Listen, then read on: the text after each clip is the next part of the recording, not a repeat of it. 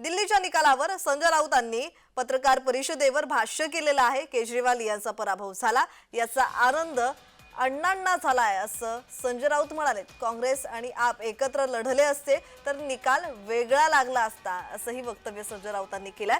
अण्णा हजारे काय बोलतात त्याला अर्थ नाही असं म्हणत संजय राऊतांनी टीका केली आहे।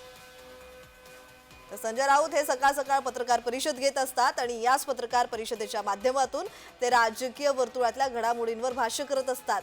मुख्य म्हणजे ते महायुतीवर, भाजपावर आणि एकनाथ शिंदेंवर जोरदार टीका करत असतात। कालच दिल्लीतला निकाल लागला आणि या दिल्लीत भाजपाचा दणदणीत विजय झाला आणि यावर सुद्धा संजय राऊतांनी आज भाष्य केलंय।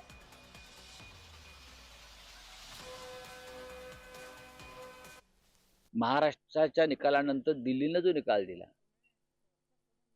तो काँग्रेस आणि आप एकत्र लढले असते तर निकाल वेगळा लागला असता, हे आकडे सांगताय। आता लढायचं की एकत्र यायचं ही भूमिका सगळ्यांनी घेणं गरजेचं आहे।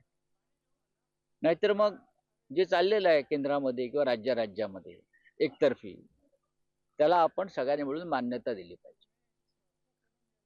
पण हा त्यातून देश टिकेल का, लोकशाही टिकेल का, विरोधी पक्षाचा आवाज राहील का, या गोष्टींचा विचार करण्याची वेळ आता आलेली आहे।